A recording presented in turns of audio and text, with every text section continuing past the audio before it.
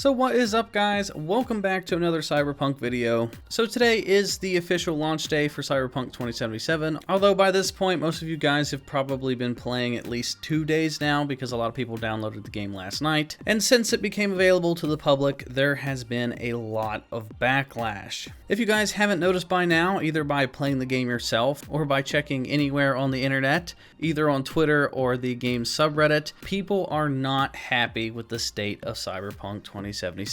So if you've played the game for yourself, odds are you've probably noticed that the game just doesn't run very well. This game definitely needed a little bit more time in the oven. You can tell that this game has not been fully optimized because there's just a lot of pop-in, a lot of the environment doesn't load, the game will crash in certain situations. I've seen reports of people with high-end PCs even struggle to play this game. You basically have to have a top-end PC or a next-gen console to even remotely have a somewhat enjoyable experience when it comes to the graphics with this game. So it is no surprise that the base PS4 and the base Xbox One definitely struggle a lot when it comes to running Cyberpunk. And since the majority of the player base hasn't been able to make that upgrade yet to the PS5 or the Xbox Series X, or to make that upgrade to this high-end gaming PC, a lot of people can't afford that. And with Christmas around the corner, all the PS5s and all the Xboxes have been pretty much wiped off the internet. It's pretty much impossible to get your hands on a next-gen console, so a lot of people that are playing Cyberpunk are playing this on their base PS4s and their Xbox Ones, and it's pretty much unplayable. The background footage for this video is recorded on the Xbox Ones, so you guys can have an idea of just what I've been experiencing when I've been playing the game.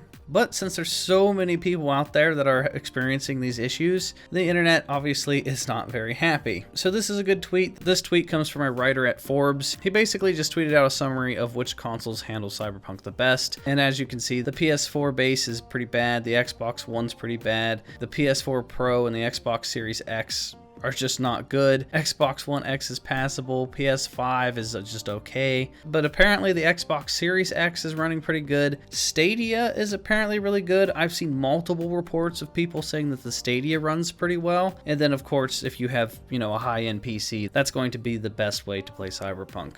But the fact that the Stadia is one of the best ways to play the game is pretty concerning. I guess it is pretty cheap to get into playing Stadia, so I guess if you want to experience Cyberpunk to the fullest, I guess check out Stadia. But if you take a look at the Cyberpunk subreddit, it is filled with nothing but people being very upset about the state of the game. You have this post that says, "I can't believe I'm saying this, but the game needs like another year of dev time and has 1,600 plus upvotes." You have this post that says, "Is this a joke? Did they even test the game?" with over 1,000 upvotes. It says, "I've played for maybe 7 to 8 hours so far, poor optimization, loads of things clipping in and out, floating NPCs, animations not syncing with dialogue, falling through the map in the first elevator, being able to hear audio perfectly from miles away." And there are tons of examples of this. This has 28,000 upvotes. It says this game is unfinished and total disaster with graphics and textures applying. It says, "Sorry folks, I was so hyped for this game, but man, it's so clear to see that after 4 hours of playing this game is still a work site. Horrible optimization playing on a PS4. Some textures start loading 2 or 3 seconds after you see them. You see a huge box and a few seconds later it becomes a car. I'm too disappointed to go through. Don't even compare to Witcher 3. And then the final example I'm going to show from Reddit says, "I can't believe how bad the game looks / runs on PC.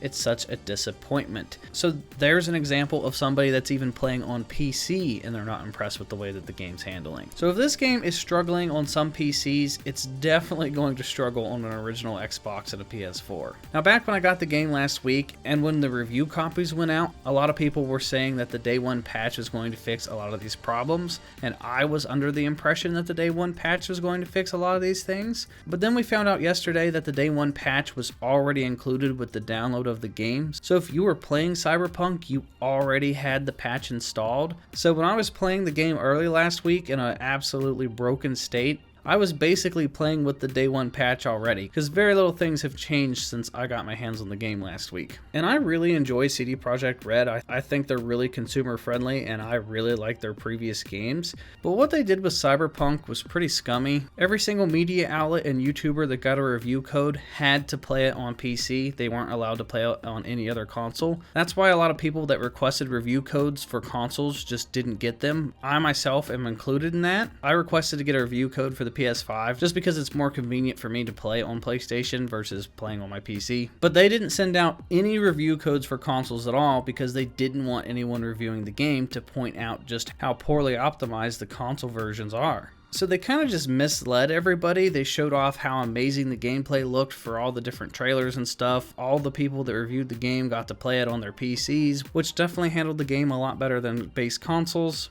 And then when the game finally launched, anybody that had a base console realized just how poorly the game was optimized. And there was a post on Reddit a couple months ago that was leaked from the developer. They were talking about how the game needs more time in the oven. And you can definitely tell now on launch day that this post was extremely accurate. Somebody posted on Reddit, they said, "How is the state of the game actually? Is it ready to be shipped? Will the extra crunch time really resolve the issues? Most likely the devs are still continuing to work on a day one patch." And then the deleted post, which was by one of the developers, said that the day one patch is most likely going to be quite massive. The game was rushed and the announcement of gold came as a surprise for most of the team. It is unlikely that the game will be 100% done and polished, even including the day one patch. The game would easily need at least 4 to 5 more months of work counting crunch. The technology behind the game is not bad actually. The rendering and engine lighting teams did a great job and the visual quality is quite high. Although the red engine is a bit mangled, the game is not terrible technically speaking, but it could have used more time to be properly shipped. And then he went on to say that the studio is confident the game will be well received. Overall, Cyberpunk is coming out to be a great game. What's frustrating is that given a bit more time and better planning, could have come out a masterpiece without anyone doing crunch. So even the developers were saying that the game needed 4 to 5 extra months. So even the developers were surprised that the game is coming out as soon as it was. Honestly, this game probably should have been delayed into 2021. But I think all the backlash from this game getting delayed over and over again was starting to pile up and they really wanted to push this game out. And now I think it's really starting to backfire on them. Yes, they're going to make that initial money, but if players don't stick around, they're not going to make as much money as what they could have in the long run.